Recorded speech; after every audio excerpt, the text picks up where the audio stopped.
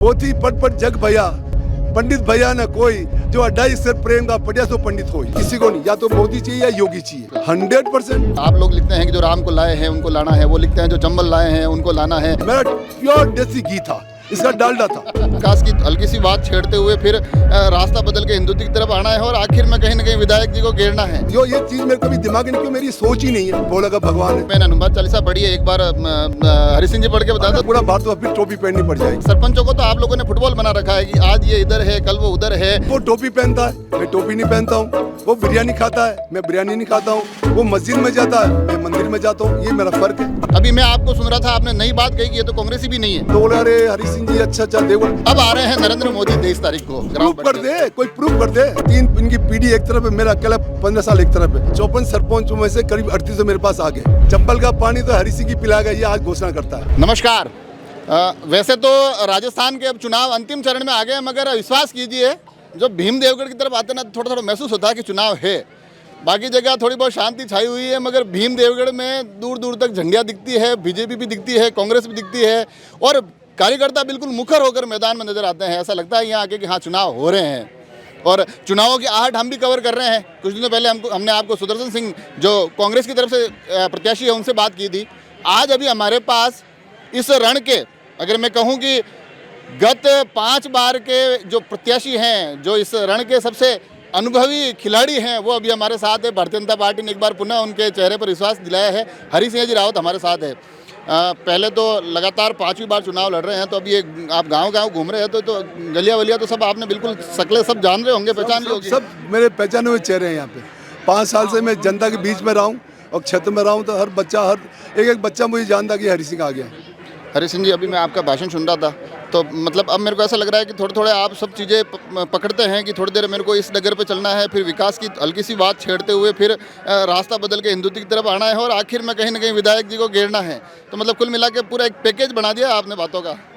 Package तो क्या है, जनता अपना भी समय वक्त अपना बता देता है और समय अपना परिवर्तन करवा देता है। भीम का चुनाव हो किस पे रहा है, मुद्दा क्या है, विकास या हिंदुत्व? हमें विकास और हिंदू दोनों पे। पहले हम हिंदू राष्ट्र हम चाहते हैं कि आज विश्व में अगर देखा जाए तो 57 देश मुस्लिम देश है। आज हमारा हिंदू का कहीं है ही नहीं। अगर हम हिंदू नहीं जागे तो आने वाला समय हमें सोचा कि हमारा पूरा भारत अपनी टोपी पहननी पड़ जाएगी। इसलिए हमारा हिंदू जागा है और हमारा हिंदू जागृत हो गए। हम चाहते हैं कि पुनः हमारा भारतवर्ष हिंदू राष्ट्र बने, ये हमारी सोच, हमारा सपना है। लेकिन इस वक्त हमारा हिंदू जागा है, तो मैं समझता हूँ ये जागे तभी कि हम आगे तक चले और हमारा हिंदू राष्ट्र बने, ये हमारी सोच। ऐसा नहीं है कि सुदर्शन सिंह जहाँ भी घूम रहे हैं कह रहे हैं कि मैंने काफ़ी काम करवाए हैं, विकास करवाए हैं, तो भारतीय जनता पार्टी को लग रहा है कि अब उस विकास वाले मुद्दे को छोड़ के अपना एक जो कोर मुद्दा होता है हिंदुत्व का, उस पर ही चुनाव लड़ा जाए। ना डिबेट करिए ना। इनके 3 खानदान ने चुनाव लड़ा। इनके दादाजी, इनके पिताश्री और ये खुद, और 3 इनकी पीढ़ी एक तरफ है, मेरा अकेला 15 साल एक तरफ है। और मैं डिबेट करके देख ले। विकास के मुद्दे पे आप चाहते हैं कि खुली बहस हो? हाँ, खुली बहस हो। मैं अभी भी बोलता हूँ और मैं अभी स्पष्ट बोलता हूँ ना, इन्होंने क्या विकास करा है। इनके दादा 2 बार MLA रहे, इनके पिताश्री 3 बार है। ये तो 30 साल इनका एक तरफ, 15 साल मेरे एक तरफ। मेरे 15 साल भारी पड़ेंगे आपको। विकास किसको कहते हैं? इन्होंने गुंडा राज किया, शराब माफिया पैदा किए, हत्याएं करवाई, बलात्कार करवाए और इन्होंने जमीनें हड़पी, लोगों के कब्जे करवाए। इसके अलावा क्या काम किया? और मैं बताऊँ विकास क्या करा है।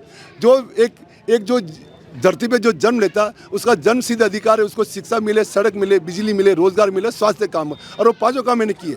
जिसका जीता जागता होता है, दुनिया जानती इस चीज़ को। आप विकास की बात कर रहे हैं, मगर जो बहस की चुनौती आप दे रहे हैं, आप कह रहे हैं कि विकास के मुद्दे पर मुझसे बहस कर ले। उधर वो कह रहे हैं कि मैंने हनुमान चालीसा पढ़ी है, एक बार हरि सिंह जी पढ़ के बताया। तो दोनों तरफ मतलब बहस का बिल्कुल। हनुमान चालीसा पढ़ने से कुछ नहीं होता भैया, प्रैक्टिकल काम करो ना। पोथी पट पट जग भैया, पंडित भैया न कोई, जो 2.5 सिर प्रेम का पढ़िया सो पंडित होई। तो वो सब चीजें कोई डिग्री लेने से कोई आदमी बड़ा नहीं होता। कम से कम उससे सद्भावना होनी चाहिए और एक समाज का क्या, समाज के बीच में क्या हमको बात रखनी, क्या करना चाहिए, वो दिखना चाहिए। कोई रामचरित मानस पढ़ लूँ या मैं ये क्या नाम हनुमान चालीसा पढ़ लूँ, इससे कोई फर्क नहीं पड़ता है। इससे फर्क नहीं पड़ता है। मगर एक चीज़ और घूमती है कि आप जैसे अभी भी मैं सुन रहा था, आप कह रहे थे, मैंने सुदर्शन सिंह जी से बात की तो मैंने कहा, वो कहते हैं कि हम हिंदूवादी है, आप हिंदू विरोधी हो। तो वो कहते हैं हमारा तो एक ही खून है, एक ही परिवार के हैं, हम अलग अलग हुए कैसे? खून है तो मैंने वही तो डिफाइन किया ना, कि मैंने कहा वो टोपी पहनता है, मैं टोपी नहीं पहनता हूँ। वो बिरयानी खाता है, मैं बिरयानी नहीं खाता हूँ। वो मस्जिद में जाता है, मैं मंदिर में जाता हूँ। ये मेरा फ़र्क है। और इसी फर्क को मैं चित्ता को क्लियर करना चाह रहा हूँ। तो इस मुद्दे पे लोग लगता है आपको इस बार आपको समर्थन मिलेगा, क्योंकि लोग कह रहे हैं कि इस बार सीधी टक्कर है और बड़ी जोरदार की टक्कर है। वो तो है ना, वो तो जनता मेरे साथ में। आज 15 साल मेरे देखे और 5 साल इन्होंने देख लिए। जब 15 साल में लोग मेरे से परेशान नहीं हो तो 5 साल इनसे दुखी हो गया। अब ये निर्णय जनता खुद कर लेगी 25 तारीख को, और 3 तारीख रिजल्ट आप खुद देख लेना। मगर भीम देवगढ़ के जब मैं चुनाव देखता हूं, जैसे ही आपका नामांकन आया उससे 2 तारीख को कांग्रेस प्रत्याशी ने नामांकन भरा, 4 तारीख को हरि सिंह जी मैदान में उतरे। हालांकि नाम लेट आया मगर पूरी ताकत के साथ नामांकन भरते दिखाई दिए। उसके बाद यहाँ एक अलग जंग चल रही है। वो जंग चल रही है कि किसको अपने पाले में लाया जाए। सरपंचों को तो आप लोगों ने फुटबॉल बना रखा है कि आज ये इधर है कल वो उधर है, मतलब समझ में नहीं आ रहा है कि ये अपने पाले में लाकर खड़े। पूर्व अध्यक्ष पूर्व जिलाध्यक्ष आपके पाले में आए हैं, तो ये एक अलग तरीके की राजनीति चल रही है। ये जो है ये मेरा भतीजा राजनीति कर रहा है, केवल ये केवल नरेगा के ऊपर कर रहा है। नरेगा की जनता के ऊपर और सरपंचों को दबाव, और वहाँ क्या नाम इनका मेटों के ऊपर दबाव, और वहाँ पे जो ये जेटीओ वगैरह इनके पे दबाव की राजनीति करा, इसके अलावा कुछ नहीं करा। लेकिन ये आपने खुद निर्णय किया होगा। 2 तारीख को इन्होंने नामांकन भरा। 2 तारीख के नामांकन में इनकी पब्लिक नहीं आई जो इन्होंने बाहर से इंपोर्ट की है। कहाँ से? पाली जिले से, ब्यावर जिले से और भीलवाड़ा जिले से इनकी पब्लिक आई। लेकिन मेरा जिस दिन 4 दिन नामांकन था, मेरा प्योर देसी घी था, इसका डालडा था। तो ये तो जग जाहिर है। इन्होंने इतना करने के बाद 6-7 हज़ार पब्लिक ज़्यादा नहीं, और मेरी 18 से 20 हज़ार पब्लिक। ये देसी घी और डालडा घी में मैं जब आया था तो मैं, हालांकि आप वाले घी में तो नहीं आया था, उनके घी में आया था, तो वहाँ एक सरपंच साहब मिल गए थे। वो कह रहे थे कि सुदर्शन सिंह जी के साथ हैं, मगर थोड़े दिनों बाद आपके साथ आ गए। तो ये आपने उनको कौन सा घी खिलाया? तो उनकी दबा की राजनीति थी ना, उनका गला दबा रखा था। आज जैसे मेरा नामांकन हुआ और नामांकन होते ही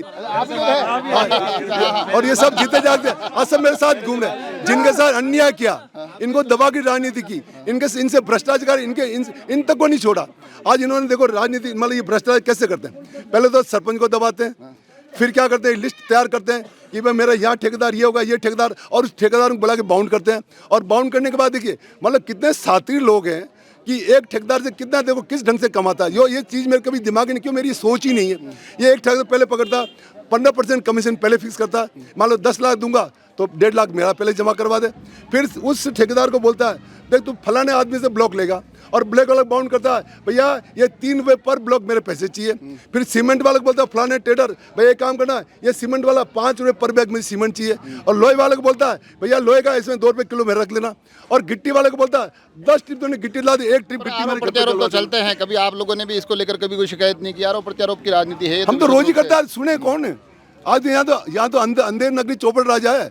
यहाँ का मुख्यमंत्री अगर ये बोलता है कि वहाँ का विधायक ही अशोक गहलोत है, वो भ्रष्टाचार के तो करने दो, वो हत्या कर तो करने दो, बलात्कार तो करने दो, तो फिर पब्लिक जा तो जाएगा। और जीता जागता उदाहरण बताता हूँ मैं आपको। हमारे यहाँ कलेक्टर है नीलम सक्सेना।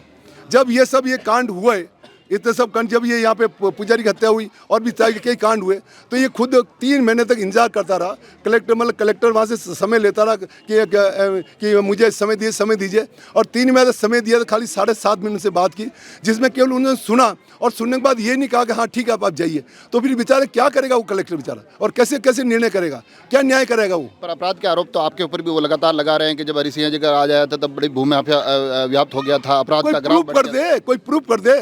मैं तो प्रूफ कर रहा हूँ ना। इसने हत्या कराई पुजारी की, मेरे पास प्रूफ है। इन्होंने तो डंपर से मारा, मेरे पास प्रूफ है। इन्होंने जो कांड किया मेरे पास सब प्रूफ है। मेरा कोई एक प्रूफ करके बता दे। खाली झूठे अगर आक्षेप लगाने से कोई सत्यता प्रकट नहीं होती है। पर अभी मैं आपको सुन रहा था, अभी सुदर्शन सिंह जी जहाँ जाते हैं वो कहते हैं कि मैं आधा भाजपाई हूँ। अभी मैं आपको सुन रहा था, आपने नई बात कही कि ये तो कांग्रेसी भी नहीं है। कैसे कांग्रेस? ये कैसे होगा? हाँ कांग्रेस है कैसे, ये बताओ ना। आज मेरी बात सुनिए, अगर ये कांग्रेस होता, 2008 में इलेक्शन हुआ, जब इसको टिकट नहीं मिला, पिताश्री ब्यावर से खड़े हो गए और बेटा खड़ा हुआ कहाँ से? ब्यावर से। और ये भीम से खड़ा हो गया बाप। अब जब ये कांग्रेस कैसे हुए? और फिर जब देखा लुटिया डूब गई तो दौड़ते ये गहलोत ने मना कर दिया, तो सीधा गया पायलट के पास।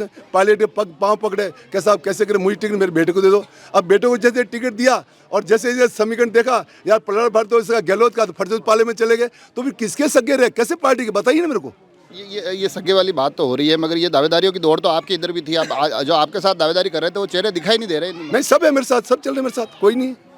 सब मेरे साथ है। मंचों पे कम दिखाई देते हैं। ना सब रहते हैं, कोई भी रोड में साथ रहते हैं। सारे अब क्योंकि काम कहाँ से रहते हैं, तो बाकी सबको अलग ड्यूटी दे के मेरे साथ चलते हैं। एक आखिर में चलते चलते एक जो मुद्दा है जो केंद्र में यहाँ बड़ी मेरे को लग रहा है कि इस चुनाव में बड़ा मुद्दा होने वाला है, वो चंबल का वो उनके अब तमाम बैनर फ्लेक्स पर भी लिखा हुआ है। आप लोग लिखते हैं कि जो राम को लाए हैं उनको लाना है, वो लिखते हैं जो चंबल लाए हैं उनको लाना है। तो वो चंबल बड़ा मुद्दा है, चंबल बड़ा मुद्दा है। झूठे वादों की सरकार, चंबल का पानी तो हरी सिंह की पिलाएगा, ये आज घोषणा करता है। काम शुरू हो चुका है, वो कहते हैं कोई काम शुरू है? अरे कोई भाटे लगाने से काम शुरू नहीं होता, इन्होंने केवल शिलान्यास किया। आप हेमंत जी, ये मैं आपसे एक मिनट, ये मैं आपसे पूछना चाहता हूँ, क्या पत्थर लगाने से काम शुरू होगा? अच्छा टेंडर नहीं हुआ, अच्छा टेंडर की जो बात करें वो ब्लैक लिस्टेड है। जो टेंडर जिसने टेंडर किया साउथ इंडियन है, वो ब्लैक लिस्टेड है। जब ये जो इन्होंने जो दिया है एफिडेविट में तो ये बोले साहब मेरा कोई जो कि ब्लैक लिस्टेड है, ये तो ये टेंडर अप्रिशिएट कर नहीं सकता। ये 16 तारीख को एक यात्रा हुई थी, 23 को वापस एक यात्रा है, उस पर आऊँगा। मगर उससे पहले सरपंच साहब मेरे पास खड़े हैं। कमाल की बात ये संयोग है कि थोड़े दिनों पहले मैं जस्सा खेड़ा आया था, उस दिन सुदर्शन सिंह जी आए हुए थे। तो उन्होंने वो एक अखेड़ा जस्सा, ये नाम कन्फ्यूज हो जाता हूँ मैं, तो उस दिन उनके साथ एक सरपंच साहब थे, शायद थान सिंह जी ऐसा कुछ नाम था मेरे हिसाब से, वो उनको लेकर चल रहे थे कि ये चल नहीं जाए। अब आप इन दिनों इनको लेकर चल रहे हैं कि ऐसा तो नहीं सरपंचों की घेराबंदी अपनी इच्छा चल रहे हैं, इसी इच्छा चल रहे हैं। ये सब इन आज फ्री हो गए, इनके जो इनका जो था ना आतंक, इन आतंक से इनको छुटकारा मिल गया। और अभी मेरे 54 सरपंचों में से करीब 38 मेरे पास आ गए, 38 सरपंच मेरे पास आ गए। उन्होंने कहा साहब हमें दबाव में थे, मैंने कहा भी निष्पक्ष वो काम करो। मैंने कहा मैं भी 15 साल रहा, मैंने किसी सरपंच ये नहीं बोला भाई ठेकेदार किसको लगाना है, किसको मेट बनाना है, ये तो मैंने कहा उसका स्वतंत्र उनका अधिकार है, वो करे, मेरा काम मैं करूँगा। पर इन्होंने तो क्या कि गंदी राजनीति, इन्होंने तो वो करना था, भ्रष्टाचार करना था, इन्होंने सबको पाबंद कर दिया, सबको ऐसा कंट्रोल रखा था भाई अगर खुला छोड़ूंगा तो साले बोले मेरे साथ लेंगे नहीं। तो ये इनका एक जो 16 तारीख को एक रैली हुई थी, वो मैं कवर करने भी आया था। उस दिन पहले अमित शाह के आने का था, वो कैंसिल होता है, फिर स्मृति ईरानी का नाम आता है, फिर वो भी देवगढ़ नहीं आ पाती है, कुंभलगढ़ जो आ जाती है। उस वक्त एक वातावरण भी बना, कांग्रेस की तरफ से ये स्टेटमेंट भी आया कि भाई इनको पता चल गया है बड़े नेताओं को कि ये सीट हम हार रहे हैं, तो यहाँ हम प्रचार के लिए नहीं जाएंगे। उसके बाद काफ़ी चीज़ें चली थी। अब आ रहे हैं नरेंद्र मोदी 23 तारीख को, तो उस पूरे घटनाक्रम को आप देखते कैसे हैं? देखते कि ऐसा हुआ, आगे से केंद्र का हुआ था कैसा, अमित शाह जी आ रहे हैं और अमित शाह के रात को 7 बजे रिपोर्ट आई कि उनकी मदर सिस्टर बहुत सीरियस है तो वो नहीं आ सकते। तो फिर मैंने लेके मेरा प्रोग्राम निरस्त कर दिया था। तो वापस मुझे 9 बजे फ़ोन किया गया, कैसा आप प्रोग्राम निरस्त मत करिए, हमारी स्मृति ईरानी जी वो आ रही है। तो उनके इंतजार में काम किया, तो वो फिर उनको लेट उनको हेलीकॉप्टर दिया, तो यहाँ पहुँचते पहुँचते 5 बज गए और 5 बजे यहाँ आता तो वो हेलीकॉप्टर टेकअप नहीं हो पाता, तो इसलिए उनका प्रोग्राम यूँ होता है ना, कई बार चीज़ें हो जाती है, खराब होती है तो फिर अच्छे के लिए खराब होती है। तो आपके तो किस्मत में वो दोनों नहीं आए, तो आपके मोदी जी आ गए आपके भाग्य। तो मैं तो भाग्यशाली हूँ ना, और मैं चाहता था कि या तो मेरे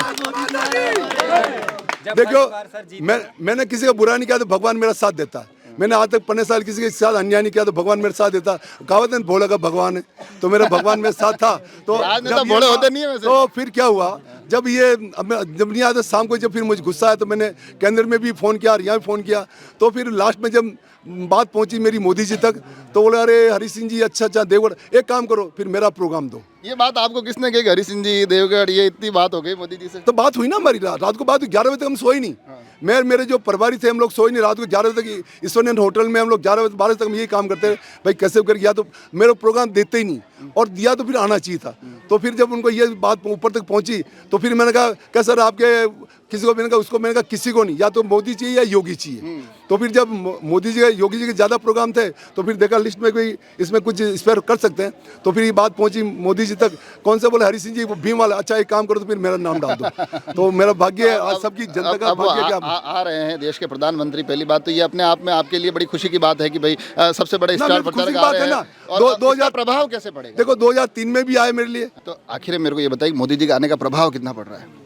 प्रभाव होगा, मैं समझता हूँ जहाँ मैं 20,000 से जीतता, साथ में समझता हूँ 35-40 से जीतूंगा मैं। मतलब जीत को लेकर आश्वस्त 100%, पूरी जनता मेरे साथ में सामने ही है, इनमें कोई शक ही नहीं। और हो तो क्यों ना हो तो क्यों नहीं हो, हमारी भावना राष्ट्र भावना, हम राष्ट्र हित में काम करना चाहते हैं। और जो रामलला की बात करते हैं, जो 535 साल से जो काम नहीं कर सके वो हमारे मोदी जी ने किया, तो आज पूरे भारत में अलग जगह है कि हमारा हिंदू राष्ट्र बनने। रामलला के मंदिर के चंदे की रसीदें भी बड़ी चल रही है सोशल मीडिया पे आपकी। हाँ चल रही है, 7 अकाउंट मैंने दिया था ही। अब लोगों ने मेरे विरोधियों ने वो कर रहे हैं, तो मैंने भी वायरल किया भाई, मैंने कहा 7 अकाउंट दिया है जिसका मैंने कहा ये केस हुआ। और मैं ये पूछना चाहता हूँ जो मेरी जो कब्र खोदने वाले या जो मेरी ये करने वाले, उनसे ये तो पूछ लो तुम हिंदू की बात कर, तुमने कितने पैसे दिए? फुट्टी कौड़ी नहीं दी। और मैं बात करें रामलला की, मैंने 751 दिए, 5 लाख एक दिए और 251 एक दिए मैंने, तो ये कैसे बोल। और जबकि मेरा कब क्लियर हुआ, बैंक से स्टेटमेंट निकलवा दिया, ये देखो मैंने स्टेटमेंट क्लियर है। ये झूठी अफवाह फैला था क्या हरी सिंह चेक बाउंस हो गया, अरे झूठ की किताब मत खोलो यार, कुछ तो शर्म करो भाई। और तुमने मेरे कहा, मैंने आज आपकी इस मंच के माध्यम से बताना चाहता हूँ कि सुदर्शन जी आपने राम के नाम से कितने पैसे दिए, आप बता दो। मैंने तो वायरल कर दिया, लेकिन आप बता दो कि इतने पैसे दिए तो मैं मान लूँगा वास्तव में आप राम भक्त हैं।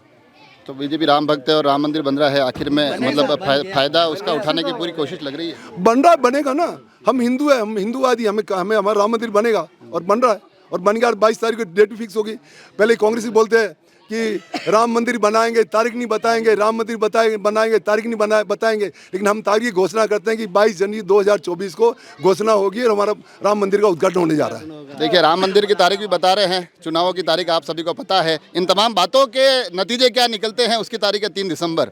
आखिर उस दिन पता चलेगा कि हरि सिंह जी के दावों में कितना दम है। सुदर्शन सिंह जो अपने ट्रैक पर चल रहे हैं, कांग्रेस के प्रत्याशी के तौर पर मैदान में हैं, उनके दावों में कितना दम है। इन दावों का दम 3 तारीख को टटोला जाएगा। मगर चुनाव का माहौल, इस बात में कोई दौरा नहीं है कि भीम देवगढ़ से सब उतार है। आप सब लोग जुड़े रहे राजसमंद एक्सप्रेस से, धन्यवाद।